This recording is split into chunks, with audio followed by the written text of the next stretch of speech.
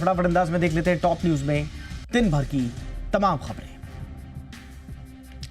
अमेरिकी राष्ट्रपति Donald Trump ने पीएम नरेंद्र मोदी का इंटरव्यू अपने सोशल मीडिया अकाउंट पर शेयर किया है। यह इंटरव्यू अमेरिकी पॉडकास्टर और एआई रिसर्चर लेक्स फ्रिडमैन ने लिया है। इस इंटरव्यू के दौरान पीएम मोदी ने वैश्विक राजनीति और हिंदू धर्म सहित कई मुद्दों पर चर्चा की। ट्रंप ने अपने निजी सोशल मीडिया अकाउंट पर ट्रुथ पर इसे शेयर किया है। इस इंटरव्यू के दौरान पीएम मोदी ने अमेरिका के राष्ट्रपति ट्रंप के साथ अपने मजबूत रिश्तों पर खुलकर बात की थी। पीएम मोदी ने कहा था कि वो भारत फर्स्ट वाले हैं और ट्रंप अमेरिका फर्स्ट वाले हैं। ऐसे में उनकी जोड़ी बराबर जम जाती है। रायसीना डायलॉग्स में हिस्सा लेने के लिए अमेरिकी खुफिया विभाग के प्रमुख तुलसी गबार्ड दिल्ली पहुंची हैं। उन्होंने आज रक्षा मंत्री राजनाथ सिंह से मुलाकात की। इस दौरान राजनाथ सिंह ने तुलसी गबार्ड से प्रतिबंधित खालिस्तानी संगठन सिख फॉर जस्टिस की भारत विरोधी गतिविधियों का मुद्दा उठाया और आतंकी संगठन पर सख्त कार्रवाई करने की अपील की। न्यूज एजेंसी एएनआई के सूत्रों से मिली जानकारी के मुताबिक तुलसी गबार्ड के साथ बैठक के दौरान रक्षा मंत्री ने गुरुपतवंत सिंह पन्नू की अध्यक्षता वाले एसएफजे पर भारत की चिंता व्यक्त की और अमेरिका से इस संगठन के खिलाफ कड़ी कार्रवाई करने को भी कहा। वक्फ संशोधन बिल के खिलाफ आज मुस्लिम पर्सनल लॉ बोर्ड ने दिल्ली के जंतर मंतर पर प्रदर्शन किया। इसमें एआईएमआईएम प्रमुख असदुद्दीन ओवैसी समेत सैकड़ों लोग शामिल हुए। साथ ही कांग्रेस, टीएमसी और कांग्रेस के नेता भी इसमें शामिल हुए। मुस्लिम पर्सनल लॉ बोर्ड का कहना है कि जेपीसी को करीब 5 करोड़ मुसलमानों ने ईमेल के माध्यम से अपनी राय बताई, लेकिन सब कुछ नजरअंदाज कर दिया गया। उन्होंने इस बात को दोहराया कि यह विधेयक पारित हुआ तो राष्ट्रव्यापी आंदोलन शुरू किया जाएगा। एआईएमपीएलबी ने कहा है कि यह विधेयक पारित हुआ तो राष्ट्रव्यापी आंदोलन शुरू होगा। आपको बताएंगे वक्फ बिल को मौजूदा बजट सत्र में लाया जा सकता है। महाराष्ट्र के छत्रपति संभाजीनगर में स्थित औरंगजेब की कब्र हटाने का मामला तूल पकड़ने लगा है। बजरंग दल और विश्व हिंदू परिषद ने महाराष्ट्र सरकार से इसे जल्द हटाने की मांग की है। इस बीच कब्र की सुरक्षा बढ़ा दी गई है। औरंगजेब की कब्र हटाने की मांग को लेकर पूरे महाराष्ट्र में बजरंग दल और विश्व हिंदू परिषद की ओर से प्रदर्शन किया गया। इस दौरान मुगल आक्रांताओं के पुतले भी जलाए गए। उधर तेलंगाना के बीजेपी विधायक टी राजा सिंह ने भी कब्र हटाने की मांग की है। उन्होंने कहा कि वो बीएचपी और बजरंग दल की मांग का समर्थन करते हैं। इस बीच महाराष्ट्र के मुख्यमंत्री देवेंद्र फडणवीस ने छत्रपति शिवाजी महाराज मंदिर के लोकार्पण कार्यक्रम में कहा कि छत्रपति शिवाजी महाराज के कारण ही हम इस देश में अपने इष्ट देवताओं के मंदिरों के दर्शन कर पाए। फडणवीस ने कहा कि शिवाजी महाराज ने देश और धर्म के लिए लड़कर स्वराज की स्थापना की।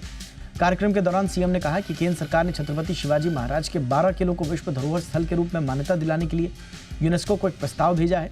उन्होंने कहा कि इस देश में अगर कोई औरंगजेब की कब्र को लेकर महिमा मंडन करने की कोशिश करेगा तो उसे बर्दाश्त नहीं किया गया।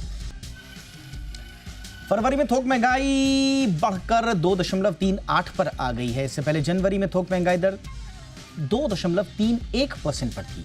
फूड प्रोडक्ट्स की मैन्युफैक्चरिंग कॉस्ट बढ़ने से महंगाई बढ़ी है। वाणिज्य और उद्योग मंत्रालय ने आज ये आंकड़े जारी किए हैं। थोक महंगाई में मैन्युफैक्चर्ड प्रोडक्ट्स की हिस्सेदारी 63.75%, प्राइमरी आर्टिकल जैसे फूड की जो हिस्सेदारी है 22.62%, फ्यूल एंड पावर की हिस्सेदारी 13.15%। यानी मैन्युफैक्चर्ड प्रोडक्ट्स की महंगाई के ऊपर नीचे होने के सबसे ज्यादा असर महंगाई दर पर होता है। फरवरी महीने में खाद्य महंगाई दर मंथली आधार पर 7.47% से घटी 5.94% रही। फरवरी में देश का व्यापार घाटा कम होकर $14 अरब रह गया है। वाणिज्य मंत्रालय की ओर से जारी आंकड़ों के मुताबिक फरवरी में भारत का निर्यात लगातार चौथे महीने घटा है और ये $3,691 करोड़ रह गया। क्रूड कीमतों में उतार चढ़ाव और ग्लोबल अनिश्चितताओं के कारण ऐसा हुआ। पिछले साल के समान महीने में देश का निर्यात $4,141 करोड़ रहा था। फरवरी महीने में इंपोर्ट भी कम होकर $5,096 करोड़ पर आ गया।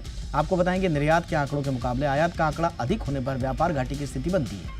चालू वित्त वर्ष के पहले 11 महीनों के दौरान मर्चेंडाइज और सर्विसेज का निर्यात 6.24% बढ़कर $750 अरब हो गया। टैक्स कलेक्शन के मोर्चे पर अच्छी खबर है। मौजूदा वित्त वर्ष में अब तक नेट डायरेक्ट टैक्स कलेक्शन 13.1% बढ़कर लगभग 21,27,000 करोड़ रुपए रहा।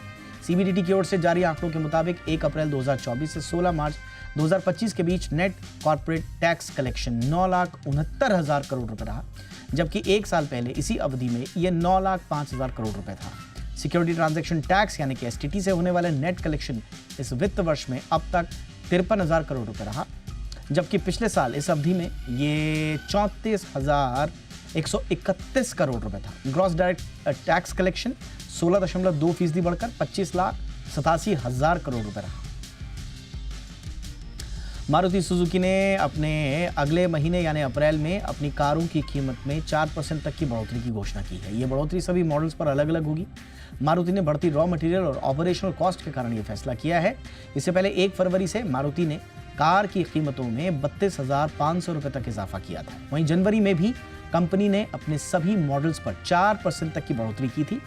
तब भी कंपनी ने कीमत बढ़ाने की वजह रॉ मटेरियल को बताया था।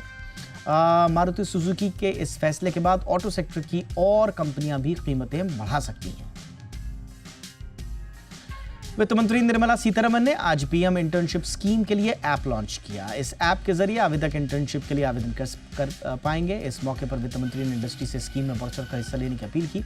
आपको बताएं कि स्कीम के तहत अब तक 327 कंपनियों ने 1,18,000 इंटर्नशिप ऑफर की है।